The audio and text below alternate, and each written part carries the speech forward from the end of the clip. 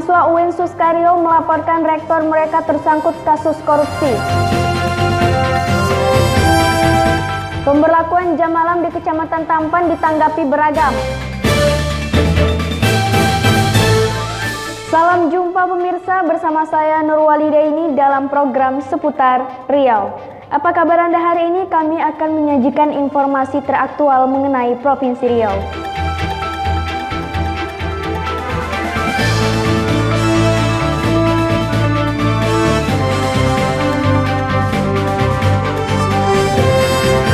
Rektor Universitas Islam Negeri Sultan Syarif Qasim atau UIN Suskario dilaporkan dengan dugaan kasus korupsi oleh mahasiswa.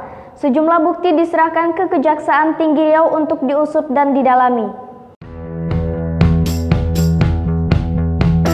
Dengan menggelar aksi unjuk rasa, puluhan mahasiswa dari Universitas Islam Negeri Sultan Syarif Qasim melaporkan rektor serta sejumlah pejabat kampus lainnya, Ahmad Mujahidin, ke Kejaksaan Tinggi Riau dengan dugaan kasus korupsi. Sempat terjadi aksi dorong pagar karena pengunjuk rasa memaksa masuk untuk menyampaikan aspirasi, namun bisa ditenangkan oleh pihak keamanan. Berkas-berkas dugaan sebagai bukti kasus korupsi disampaikan seperti pembangunan yang mangkrak hingga tidak transparansi soal anggaran. Selain itu, mahasiswa mendesak rektor mundur karena dianggap tidak amanah dan lalai dalam melaksanakan tugas-tugas sebagai pimpinan.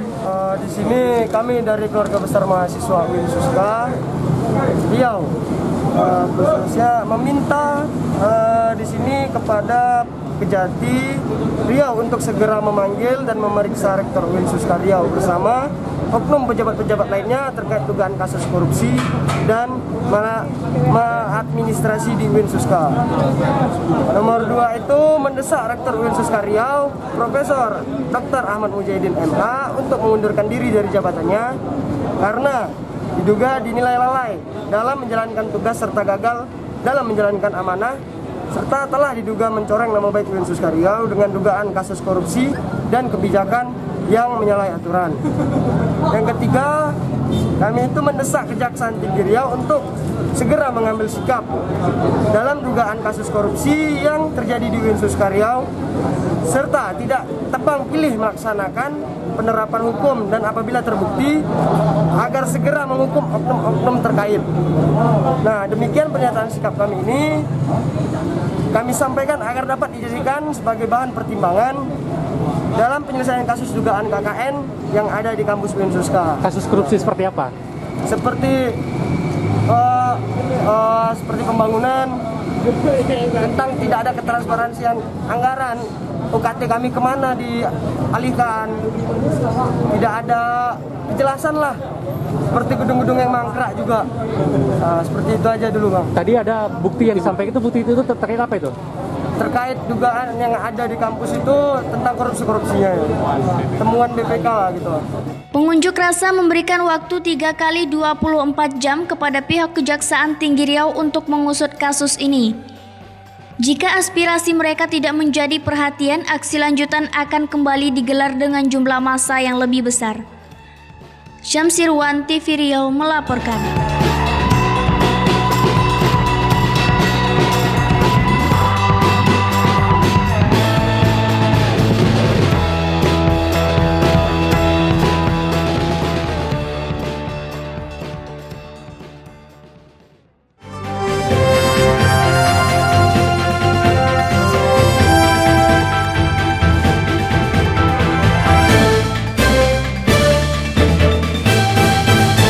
Positif disampaikan sejumlah masyarakat di Kecamatan Tampan, Kota Pekanbaru terkait pelaksanaan pembatasan sosial berskala mikro.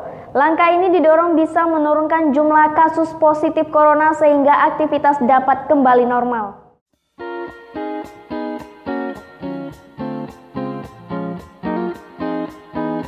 Walaupun terganggu dan terhambat terhadap pelaksanaan jam malam dalam pembatasan sosial berskala mikro, namun langkah Pemko Pekanbaru ini disambut positif oleh sejumlah masyarakat di Kecamatan Tampan, Kota Pekanbaru. Kasus COVID-19 yang makin meningkat perlu dilakukan langkah tegas sehingga bisa diantisipasi. Kecamatan Tampan yang memiliki kasus tertinggi dan berada di zona merah sehingga perlu dilakukan pengaturan terutama untuk menghindari kerumunan serta mensosialisasikan agar patuh pada protokol kesehatan. Masyarakat mendorong program ini bisa memberikan efek yang baik agar terjadi penurunan kasus dan aktivitas kembali normal. Kalau penjualan itu jelas tidak terganggu kan, karena kita jualannya malam kan gitu kan. Sementara udah nggak boleh lagi nampaknya malam kan, jadi kan. Nah, kalau malam ini dianjurkan tutup jam berapa Pak? Kabar-kabarnya baru jam 9 ya. Pastinya belum tahu kita kan. Sampai jam berapa Pak? Sampai pagi lah kan. Jam malam sih itu bagus ya, bisa ini biar mengurangi aktivitas di luar, apalagi kalau malam kan, biar ini coronanya juga cepat hilang. Artinya setuju Kak ya dengan kebijakan ini? Kalau jam malam sih setuju. Pelaksanaan jam malam dilaksanakan selama 2 pekan yakni hingga akhir bulan September 2020. Sanksi tegas juga siap menunggu masyarakat yang membandel sebagai efek jera untuk lebih patuh pada aturan. Pada awal PSBM, petugas lebih banyak melakukan sosialisasi daripada penindakan untuk memberikan kepatuhan kepada masyarakat. Syamsirwan, TV Riau melaporkan.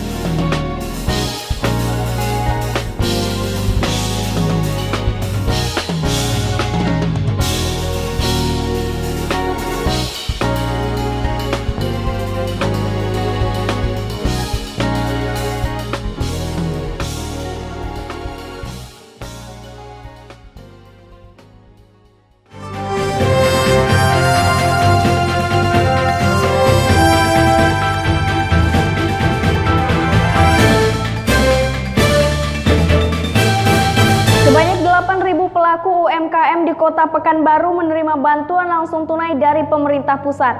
Bantuan sebesar 2,4 juta rupiah tersebut akan dikirim ke rekening masing-masing pelaku UMKM.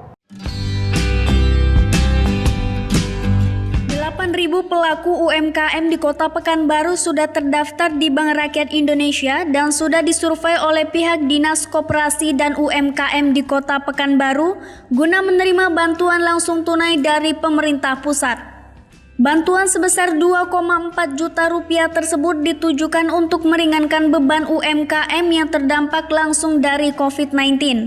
Menurut Kepala Bagian Kelembagaan Diskop UMKM Kota Pekanbaru Febriani, mereka yang sudah terdaftar menerima BLT UMKM ini sebanyak 8.000 orang.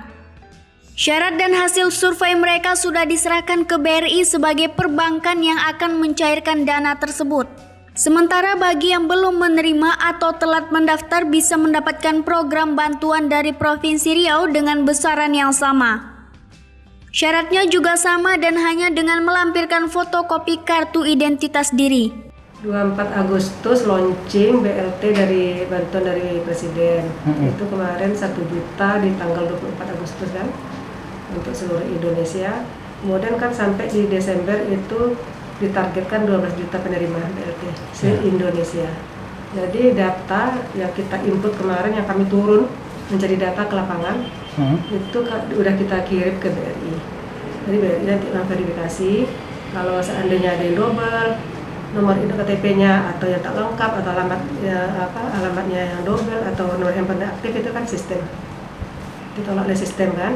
Tapi sudah betul semuanya, itulah nanti pihak BRI akan mengkontak yang bersangkutan. Kami kemarin turunnya. Kami turun seluruhnya 12 kecamatan. Itulah data yang kita input itu kita kirim ke BRI. Kemudian ada tambahan waktu kemarin kita minta juga kepada masyarakat yang pelaku UMKM untuk kesini ya. Untuk mendata, kita bantu yang masyarakat tidak bisa yang istilahnya apa dengan gadget ini kan tidak bisa untuk aplikasi online, kita minta mereka sini untuk tulis tangan kita input ini kemarin.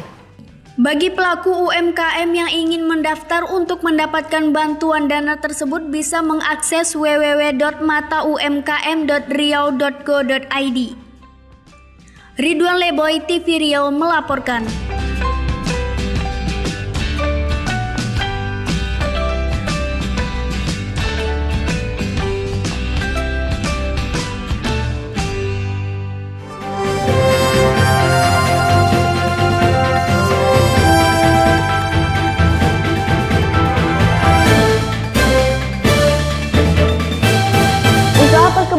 menjadi salah satu sektor yang bertahan dan tidak terpengaruh secara langsung dengan COVID-19.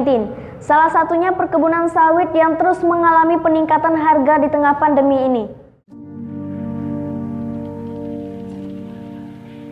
Kuatnya ketahanan sektor perkebunan dari gempuran virus corona ini disampaikan oleh Kepala Dinas Perkebunan Riau Zulfadli. Zulfadli menyebut saat ini Riau ditetapkan sebagai daerah yang memiliki lahan sawit terluas di Indonesia. 60% dari lahan sawit tersebut adalah milik rakyat dan sisanya milik perusahaan.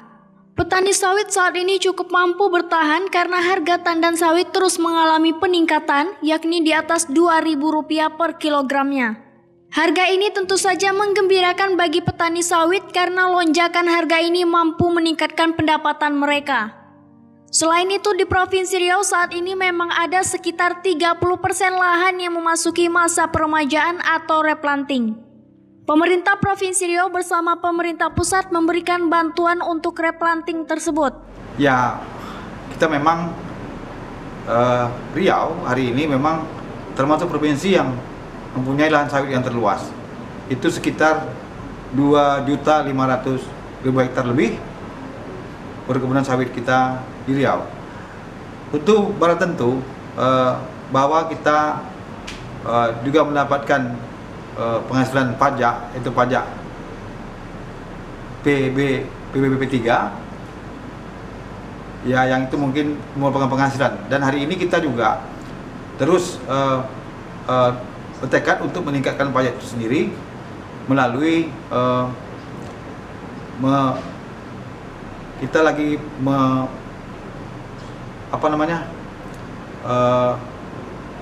tim kita mendeteksi mana kebun-kebun yang belum punya izin di kawasan perkebunan. Apabila ini terus kita lakukan, maka juga akan dapat menanggung pajak itu sendiri di Provinsi Riau. Ya, replanting ini sudah berjalan selama 3 tahun. Itu mulai tahun 2017. Sekarang udah 2020. Untuk tahun 2020 ini kita mendapat target sebanyak 24.000 hektar di Provinsi Riau. 14.500 itu dilaksanakan verifikasinya oleh Provinsi Riau. Kemudian yang 9.500 itu dilaksanakan oleh surveyor. Surveyor itu merupakan petugas yang didatangkan dari BPDPKS Jakarta. Selain membantu replanting bagi petani sawit, pemerintah Provinsi Riau juga mendorong petani sawit untuk menanam sayuran dan tumbuhan produktif di lahan kosong yang sedang diremajakan. Ridwan Leboy, TV Riau melaporkan.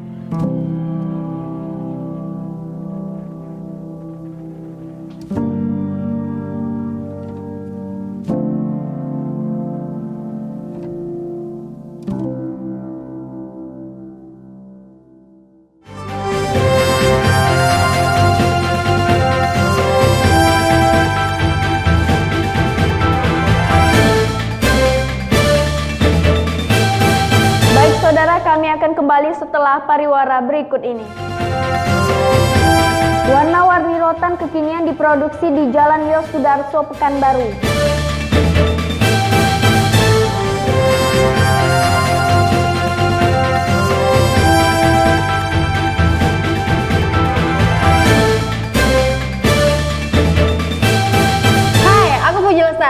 MC profesional Pekanbaru. Sekarang kita lagi ada di What's on My Back with TV Riau. Yeay, tolong tepuk tangannya.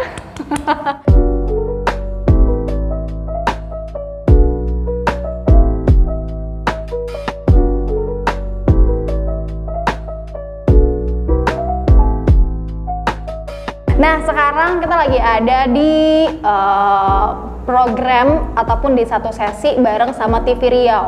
Jadi aku akan kasih tahu nih apa aja yang ada di dalam tas aku.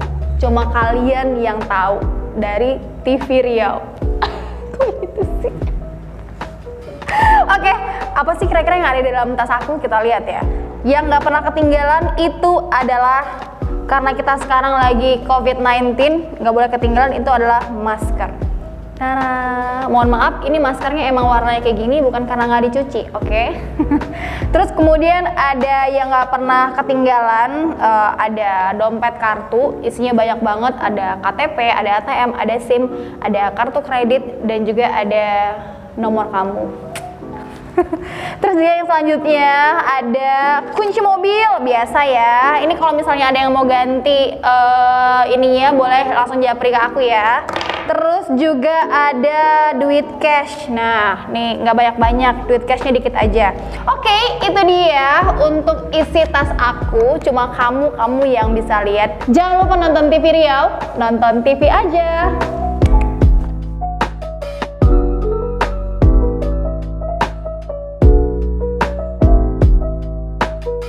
Halo, my name is Vino Yata and I'm 17 years old.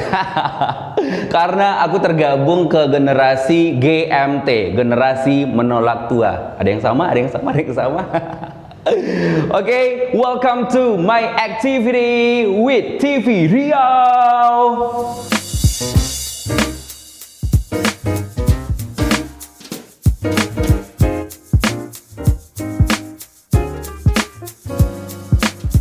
So, kalau kita ngomongin masalah activity, ini beneran ngomongin activity. Ini ya, ngomongin activity. Kalau ngomongin activity ini jatuhnya aku bakal banyak jualan loh, nggak apa-apa ya. Oke, aku seneng banget yang satu ini nih ya. Jadi di sesi kali ini, my activity. Banyak banget aktivitasnya, tapi kalau kamu mikir banyak aktivitas, banyak duit, belum tentu. My activity yang pertama, MC profesional. Kemudian, punya sekolah MC dan juga public speaking The Yata Talk, kemudian punya Mansiro Wedding Organizer. So kalau misalkan ada yang mau merit, mau wedding di rumah, di gedung, semuanya boleh hubungin Mansiro Wedding Organizer. Kemudian aku juga suka banget olahraga ya, walaupun badan aku tidak seperti atlet-atlet ya. Aku suka banget badminton, aku suka banget nge-gym, suka banget berenang, pokoknya everything about sport ya. Ya, aku suka banget traveling, aku suka jalan-jalan menghilangkan stres yang luar biasa. Kalau misalkan ditanya nih destinasi favorit, aku suka everything about nature ya. Yang berbau alam aku suka banget, mulai dari Bali, kemudian pegunungan, Bukit Tinggi aja aku suka banget loh. Oh iya, ada satu lagi. Karena pandemi ini aku juga sedang aktif di dunia YouTube sebagai content creator ya. Jangan lupa di subscribe, like, comment, dan juga tombol loncengnya. Mana tahu loncengnya bunyi ya. Jangan lupa Vinonesia Channel. Oke, thank you for watching. Nonton terus TV Riau, nonton TV aja.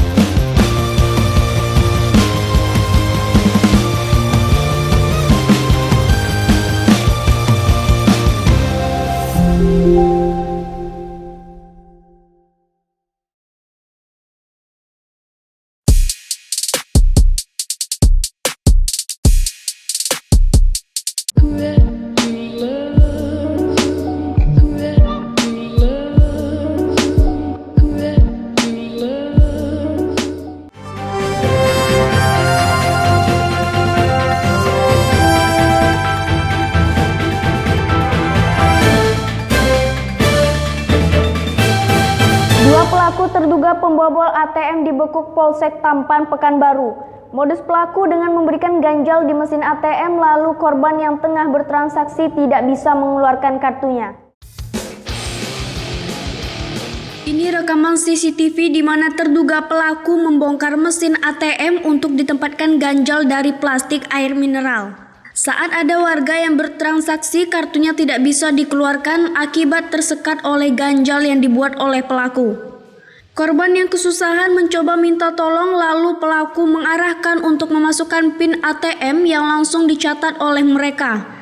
Setelah PIN ATM diperoleh, mereka mengarahkan korban untuk melaporkan ke bank terdekat. Saat korban pergi, baru mereka mengambil kartu ATM tersebut dan memindahkan saldo setelah PIN diketahui. Korban yang mengalami kerugian hingga 16 juta rupiah melaporkan ke pihak kepolisian. Melalui rekaman ini akhirnya dua pelaku berhasil ditangkap, yakni berinisial WA sebagai eksekutor dan HK sebagai pengawasan atau pemantau situasi. Dari keterangan keduanya, mereka 27 kali beraksi di berbagai ATM di Kota Pekanbaru. Seorang ibu bahwa ATM-nya itu tertinggal di SPBU Jalan Delima, tertelan, namun ada penarikan, diketahui dari SMS banking suaminya karena ATM tersebut merupakan ATM suaminya.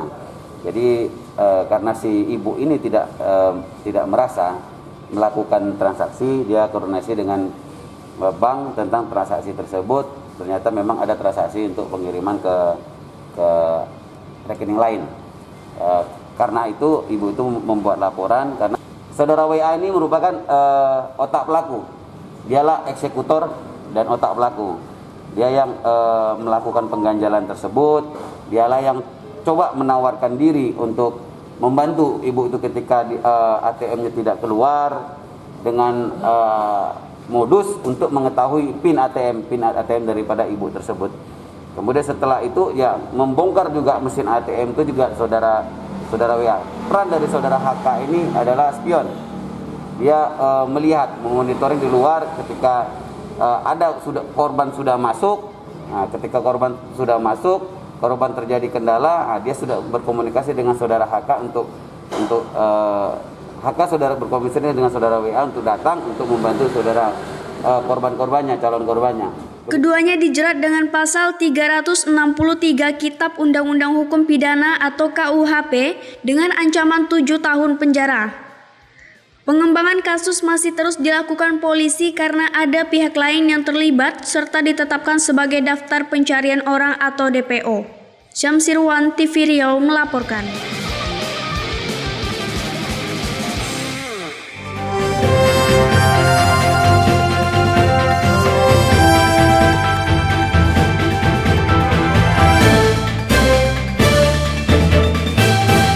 Kerajinan anyaman rotan cukup populer saat ini, namun semakin berkembangnya zaman, hasil kerajinan anyaman rotan saat ini semakin kekinian dan juga menarik.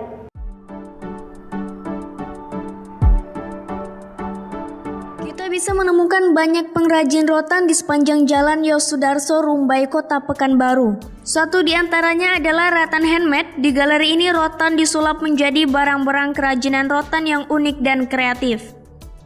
Berbagai hasil kerajinan akan siap untuk menjadi pelengkap dan mempercantik dekorasi rumah karena memang produk-produk tersebut digunakan di dalam rumah. Misalnya tudung saji, mangkuk, kotak serbaguna, keranjang serbaguna, keranjang hantaran, kotak tas, vas bunga, cermin, dan yang lainnya. Kerajinan Ratatia Ratan Handmade ini terbilang unik dan pertama kali di Provinsi Riau. Tidak hanya berbahan dasar rotan, belakangan ini pemilik akun juga mulai memikirkan memanfaatkan hasil lainnya untuk kerajinan misalnya pandan, lidi, dan batok kelapa. Sesuai dengan namanya, Ratan Handmade, seluruh hasil kerajinan tangan yang ada di galeri ini adalah buatan tangan mereka. Arina Silvi, TV Riau melaporkan.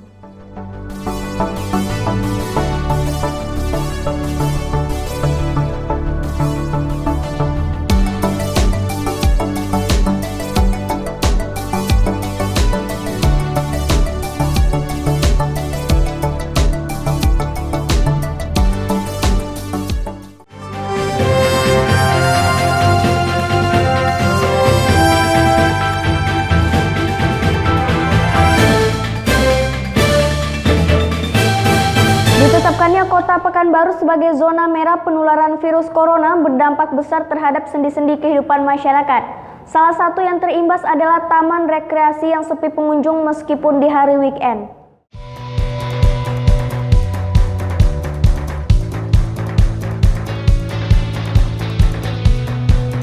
Seperti yang terlihat di Taman Rekreasi Alamayang, Tenayan Raya, Kota Pekanbaru sepi pengunjung. Pengunjung yang datang ke lokasi ini sebagian besar sangat patuh dengan protokol kesehatan dengan memakai masker dan juga menjaga jarak. Namun jumlah pengunjung sangat kecil jika dibandingkan hari biasa. Lokasi yang luasnya mencapai 8 hektar ini terlihat sangat sepi dari kendaraan dan orang-orang. Pengelola Alamayang Riono, jumlah pengunjung setiap waktu terus-menerus berkurang. Apalagi setelah Pekanbaru ditetapkan kembali sebagai daerah dengan zona merah atau bahaya COVID-19. Mestinya pemerintah menyampaikan berita tidak hanya soal penambahan korban positif corona, tapi lebih kepada pemberitaan pencegahannya sehingga sektor pariwisata tetap bisa bertahan. Ini cuaca cerah di Taman Rekreasi Alamayang. Kita merasakan bahwa untuk minggu-minggu terakhir ini jumlah kunjungan sedikit mengalami penurunan seiring dengan berita-berita tentang peningkatan jumlah pasien positif. Secara umum kita telah melaksanakan protokol kesehatan mulai dari seleksi daripada tamu yang datang, kemudian cuci tangan, kemudian pakai masker, kemudian suhu tubuh dan pembagian minuman jahe kepada wisatawan. Kita berharap untuk kedepannya suasana akan menjadi baik, dan kita berharap juga bahwa barangkali komunikasi publik yang harus dilengkapi dengan berbagai upaya yang dilakukan oleh pemerintah dalam rangka meningkatkan daya tahan tubuh atau imun tubuh, sehingga masyarakat tetap bisa beraktivitas seperti biasanya tanpa merasa cemas. Saya kira itu yang barangkali salah satu masih yang belum dilengkapi. Apa harapan Mas buat pemerintah untuk mendorong kembalinya masyarakat berkunjung ke tempat hiburan? Pemberitaan kemungkinan jangan hanya penyebaran, tapi tentang beberapa kegiatan, misalnya pada hari ini pemerintah melakukan pengobatan gratis, pada hari ini pemerintah melakukan pembagian masker, pada hari ini pemerintah melakukan pembagian imun tubuh, pada hari ini masyarakat JA bergotong royong bersama perusahaan membagi minuman gratis kesehatan. Mungkin ini yang perlu digerakkan bersama-sama. Meskipun sepi, namun pengunjung yang sudah terlanjur datang tetap ceria berkumpul bersama keluarganya dengan santai di taman terbuka ini. Ridwan Leboy, TV Riau melaporkan.